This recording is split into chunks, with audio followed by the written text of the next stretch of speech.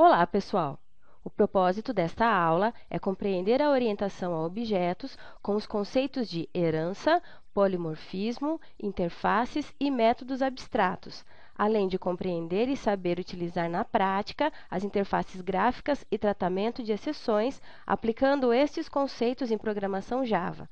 Para dar sequência aos nossos estudos, nós vamos recapitular os principais assuntos dessa aula. Vamos lá? A herança é um conceito amplamente utilizado em linguagens orientadas a objetos.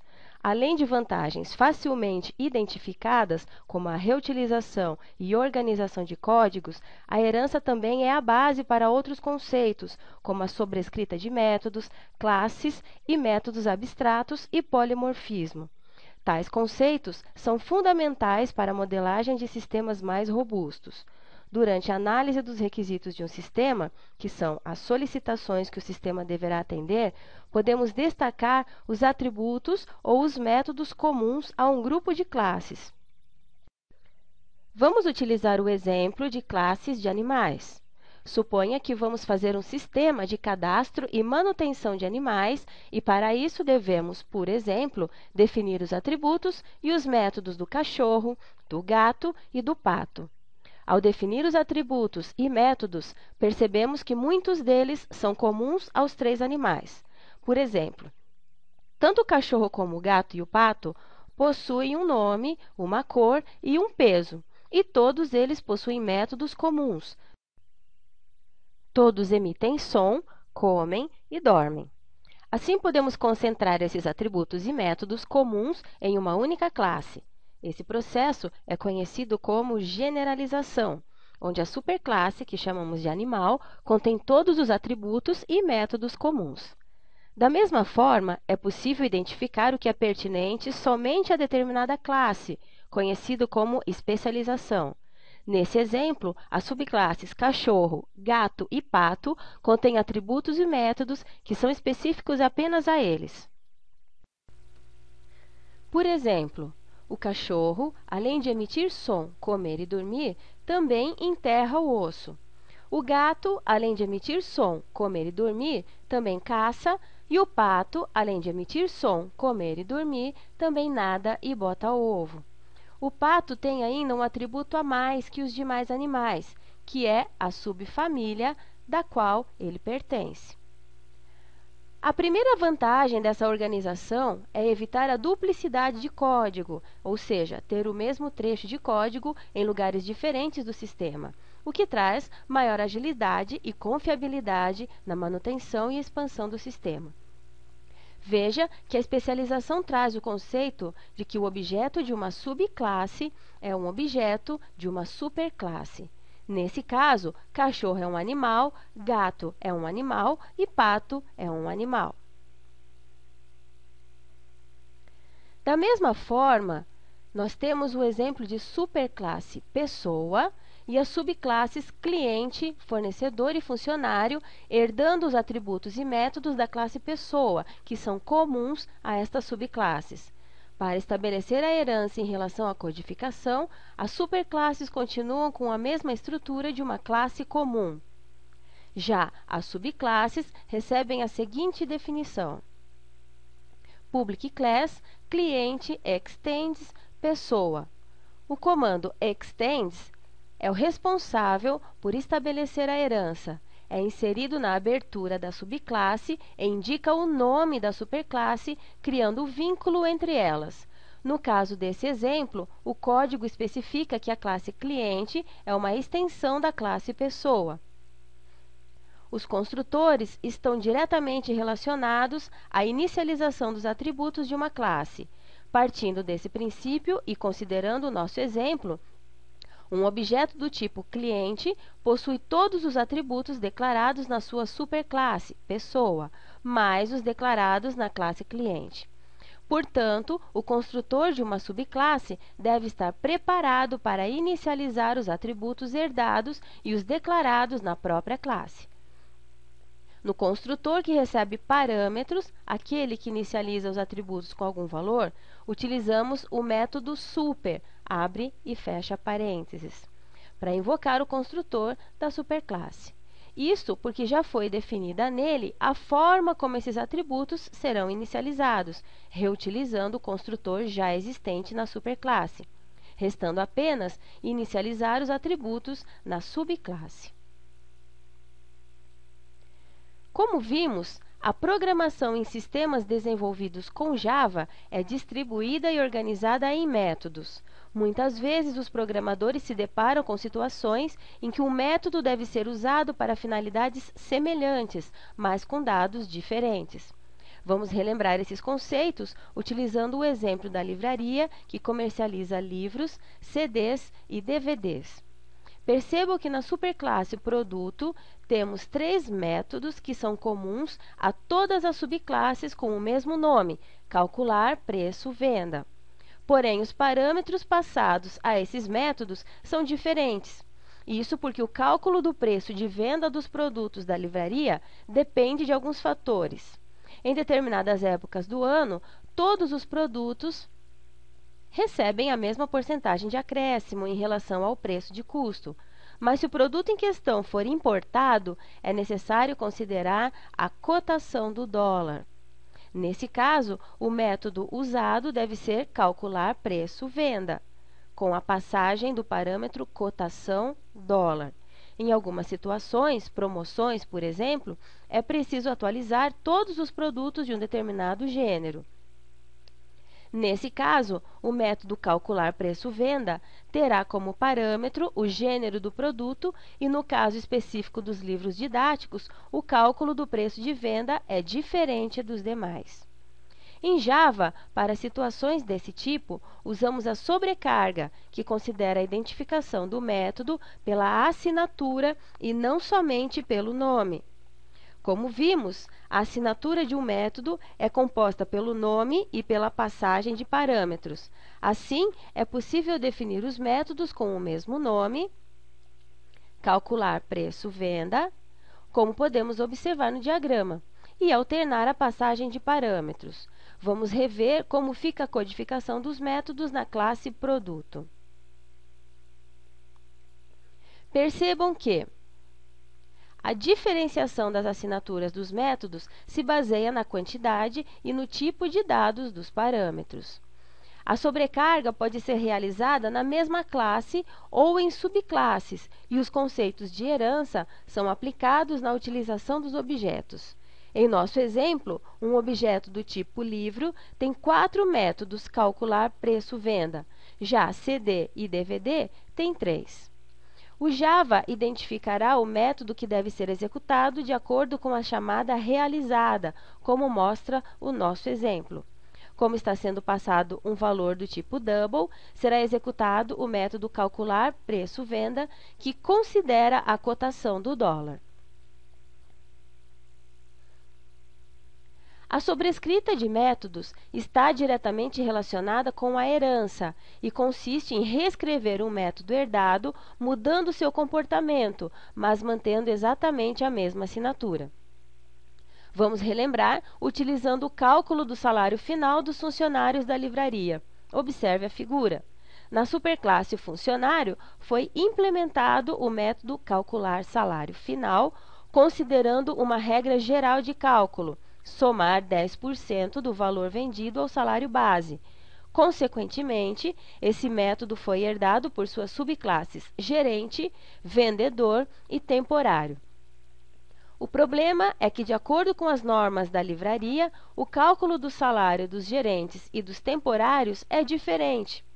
Para os vendedores, o método calcular salário final herdado está correto, porém, para gerente e temporário, não. O problema pode ser solucionado com a sobrescrita dos métodos calcular salário final nas classes gerente e temporário. Na classe funcionário, o método foi codificado da seguinte forma: public void calcular salário final, double valor vendido, dis.set salário final, abre parêntese, dis.get salário base, mais valor vendido vezes 0.1. Já na subclasse gerente, o método fica codificado atendendo às especificações dessa classe. Percebam que o valor do salário será calculado de acordo com a meta atingida pelo gerente. E na classe temporário, o cálculo será de acordo com o valor comissionado, conforme especifica o código. Os objetos que representarão um gerente, um vendedor e um temporário serão instanciados a partir das classes gerente, vendedor e temporário. Nesse momento da criação dos objetos, o Java considera a estrutura de cada classe, a qual dá origem ao objeto.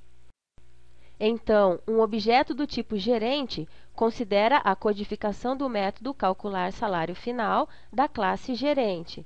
Um do tipo temporário leva em conta a codificação da classe temporário e um do tipo vendedor focaliza o método herdado, mas todos são invocados exatamente da mesma forma, como podemos observar na figura. Classes e métodos abstratos. Classes abstratas são aquelas que não darão origem a objetos. Em outras palavras, um objeto não poderá ser instanciado a partir delas. A sua finalidade, então, é definir, por generalização, possibilitada pela herança, os recursos, que são atributos e métodos, comuns a um grupo de classes, que são as subclasses. Vamos rever a figura do exemplo da representação dos clientes existentes na livraria. Nesse exemplo, as classes cliente e pessoa servem somente para definir quais e como serão os recursos, os atributos e métodos comuns a cliente PF e cliente PJ. Vejam que nesse exemplo fica bem claro que os dois tipos de clientes que existem são clientes pessoa física ou jurídica. Não existe nenhum outro tipo de cliente além destes. Por isso, os objetos que representarão os clientes da livraria serão instanciados a partir das classes cliente PF e cliente PJ, e nunca de cliente, e muito menos de pessoa. Ao definir as classes pessoa e cliente como abstratas, evitamos que, por uma eventual falha de desenvolvimento, objetos sejam instanciados a partir delas, o que não faria sentido. Definimos que uma classe é abstrata por meio da declaração abstract, conforme podemos visualizar na figura. Além de classes, podemos também definir métodos como abstratos, os quais servem para definir e forçar uma padronização nas subclasses em relação à existência e à assinatura de métodos herdados. Um método abstrato não possui codificação, é composto somente pela assinatura, na qual são definidos seu nome, passagem de parâmetros e retorno de valor, como podemos observar na figura. É importante lembrar que a utilização de um método abstrato garante que todas as subclasses de cliente obrigatoriamente terão, pelo menos, a assinatura do método calcular limite de crédito.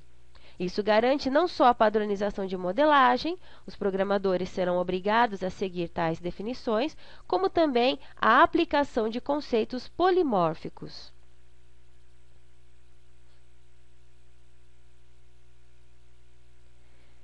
Interfaces. Uma interface é composta somente por métodos abstratos, não possui atributos nem métodos concretos e pode ser vista como uma espécie de contrato, cujas especificações das classes que as assinam ou implementam se comprometem a seguir os métodos definidos na interface. Vamos rever o sistema de livraria a fim de sintetizar melhor os conceitos de interface. Para utilizar o sistema da livraria, o usuário deverá ser identificado por um login e uma senha. Os funcionários terão acesso ao sistema para utilizá-lo em suas rotinas de trabalho e os clientes também deverão ter acesso ao sistema por meio de login e senha para que possam visualizar promoções especiais e também entrar em contato com a livraria pelo seu site na internet. Assim, tanto funcionários como clientes deverão ser devidamente identificados para ter acesso ao sistema. Concluímos, então, que o ideal seria criar um método de validação utilizado tanto por clientes como por funcionários. Mas, para fazer isso, nos deparamos com algumas dificuldades. Cliente e funcionário são subclasses de pessoa. Assim, se incluíssemos o método de validação de usuário na superclasse pessoa, os dois herdariam esse método e o nosso problema estaria aparentemente resolvido. Porém, a classe fornecedor também é subclasse de pessoa e, por isso, também herdaria o método de validação. Só que os fornecedores não deverão acessar o sistema, por isso, o método validar login não poderia ser criado na classe pessoa. Se o método de validação for incluído na superclasse cliente, suas subclasses possuiriam um método de validação. Todavia, os funcionários pertencem a outro nível hierárquico de classe e, portanto, não teriam acesso ao método e validação. Por isso, o método validar login não poderia ser criado na classe cliente. Da mesma forma, se forem incluídos na classe funcionário, os clientes também não terão acesso. Por isso, o método validar login não poderia ser criado na classe funcionário. Entra aí o conceito de interface. Nesse caso, o uso de uma interface resolve o problema, já que para implementá-la, as classes não precisam ser da mesma hierarquia. Mas lembre-se que uma interface só possui métodos abstratos. Assim, a classe cliente e a classe funcionário não receberão o método de validação já codificado. Entretanto, a partir dessa implementação, teremos a certeza de que existirá um método com a mesma assinatura nas classes e subclasses cliente e funcionário. É importante lembrar que para interfaces não é obrigatório o uso do comando abstract, ficando implícito que todos os métodos inseridos em uma interface são abstratos. A assinatura de uma interface é realizada pelo comando implement. Veja o exemplo na figura.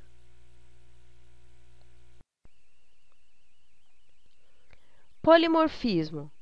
Conforme já estudamos, polimorfismo é a propriedade que indica que uma operação pode, apesar de ter o mesmo nome, executar ações diferentes. Podemos considerar basicamente três tipos de polimorfismo: o polimorfismo de métodos, o polimorfismo de classe e o polimorfismo de interface. Polimorfismo de método. Muitos autores consideram polimorfismo a possibilidade de utilizar dois ou mais métodos com a mesma assinatura, mas com comportamentos, ou seja, codificação, diferentes. A sobrescrita de métodos, o override, permite exatamente isso. Polimorfismo de classe. Para entender melhor o conceito de polimorfismo de classe, vamos usar o exemplo da superclasse produto e sua subclasse. Imagine, por exemplo, uma cesta à disposição dos clientes da livraria, onde estivesse escrito: coloque aqui seus produtos. Estes produtos podem ser livros, CDs ou DVDs, ou ainda todos eles juntos, porque todos são produtos. Esse mesmo princípio se aplica aos programas em Java. Se definirmos um método que recebe um objeto do tipo produto por parâmetro, podemos passar qualquer objeto instanciado a partir de uma subclasse de produto que ele será aceito. O raciocínio é o seguinte: um livro é um produto. Apesar de um livro poder ser utilizado como se fosse um produto, não deixa de ser um livro e de ter certas características específicas de livro. O polimorfismo de classe, portanto, é a possibilidade de utilizar um objeto como se fosse outro e não transformá-lo em outro. Na classe movimentação, há um atributo do tipo cliente, ou seja, nele podemos armazenar um objeto instanciado a partir das classes cliente PF ou cliente PJ. Na classe item movimentação, temos um atributo do tipo produto, o que significa poder armazenar nesse atributo um objeto categorizado a partir das classes livro, CD ou DVD. Polimorfismo de interface. Correspondem a situações onde classes de hierarquias diferentes implementam um mesmo conjunto de método, cada uma da sua maneira.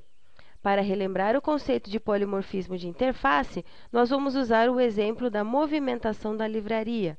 sabemos que tanto uma superclasse como uma interface podem ser interpretadas como um supertipo, ou seja, é possível referenciar um objeto pela interface que sua classe de origem implementa.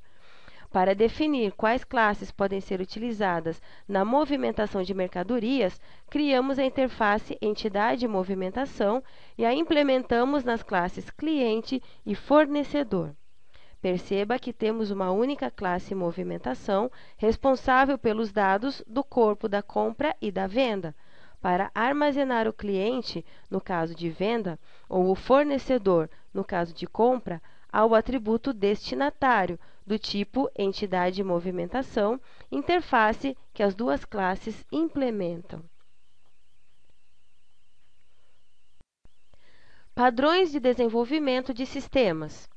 Um padrão para desenvolvimento de sistemas estabelece critérios de análise, organização, modelagem, distribuição de tarefas, manutenção, expansão e comunicação entre softwares. Programação em 3 camadas. É um padrão de desenvolvimento de software que separa, logicamente, uma aplicação em 3 camadas: camada de apresentação, de negócio e de dados. A vantagem desse tipo de desenvolvimento é que, com a independência das camadas, as atualizações e correções em uma delas podem ser feitas sem prejudicar as demais, não havendo, portanto, maior impacto sobre a aplicação como um todo. MVC. O MVC, iniciais de modelo, visão e controlador, é outro padrão muito utilizado em aplicações orientadas a objetos. Segue o mesmo princípio da separação em camadas, porém com um foco maior em como esses níveis interagem. No MVC, não há uma regra rígida e inflexível de distribuição das classes nessas camadas. Boa parte da decisão fica a critério dos projetistas de sistemas, que adaptam as vantagens dos modelos existentes às necessidades específicas de cada software. Packages servem para agrupar e organizar as classes criadas no decorrer do desenvolvimento do software. Normalmente, as classes são agrupadas por funcionalidades comuns. A GUI, ou interface gráfica com usuário, em Java é um conjunto de classes para disponibilizar componentes gráficos, objetos, como caixas de texto, botões, listas, etc. É composta por 2 APIs, a AWT e a Swing.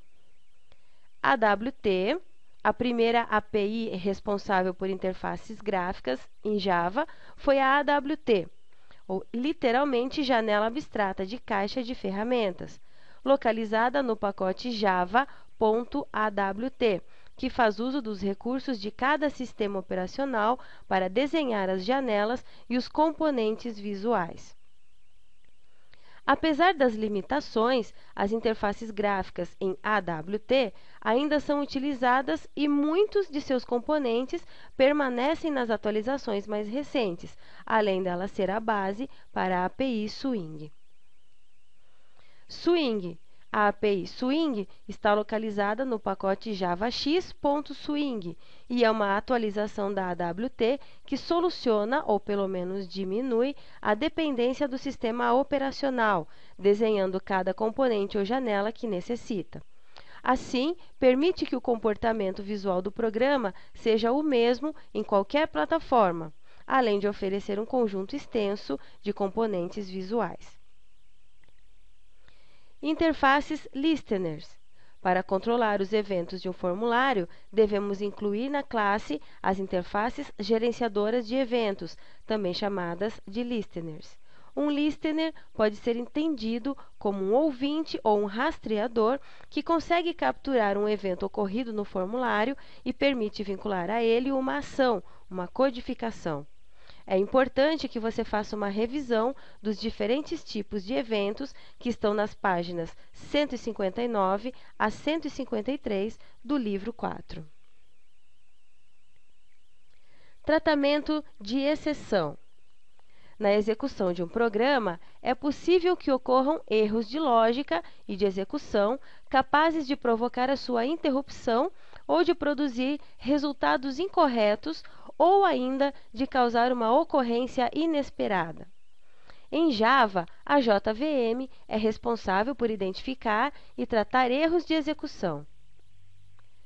A classe Trouble é a superclasse da classe Exception e da classe Error, e, portanto, também é superclasse de todas as exceções. Somente objetos Trouble podem ser utilizados como mecanismos de tratamento de exceções. A Error, com suas subclasses, é utilizada para indicar erros graves que não se esperam que sejam tratados pelos programas. Erros raramente acontecem e não são de responsabilidade da aplicação. Exemplo de erros são os internos da JVM e a falta de memória. Os erros em Java são normalmente chamados de exceptions. Uma exceção, como sugere o significado da palavra, é uma situação que normalmente não ocorre ou não deveria ocorrer. Algo estranho ou inesperado provocado pelo sistema. O Java distingue duas categorias de exceções: unchecked, não verificadas, e checked, verificadas. Uma exceção não verificada é aquela em que o compilador Java não checa o código para determinar se ela foi capturada ou declarada. O programador não é obrigado a inserir o tratamento de erro. De modo geral, pode-se impedir a ocorrência de exceções não verificadas pela codificação adequada. Todos os tipos de exceção, que são subclasses diretas ou indiretas da classe Runtime Exception, são exceções não verificadas. São exemplos de exceções não verificadas a entrada de tipos incompatíveis, leitura de uma string em um atributo double, por exemplo. Já em uma checked exception, exceção verificada, o compilador acusa a possível exceção e obriga o programador a tratá-la. Existem duas formas de tratar uma checked exception, usando a cláusula throw ou a estrutura try catch finally. A cláusula throw delega para o local onde o método foi solicitado a responsabilidade de tratar o erro. A try catch finally é a principal estrutura para a captura de erros em Java. O código tentará executar o bloco de código que pode gerar uma exceção. E caso isso ocorra, o erro gerado será capturado pelo catch, que possui um parâmetro de exceção, identificação do erro. Observe na figura de codificação o uso do código try para verificação da senha. O finally é opcional e, se for usado, é colocado depois do último catch. Havendo ou não uma exceção identificada no bloco try, o bloco finally sempre será executado. Assim finalizamos essa aula, lembrando que essa apresentação é apenas um resumo do tema e, portanto, não deve ser considerada como única fonte de estudo. Por isso, participe de todas as atividades propostas. Um abraço e até a próxima!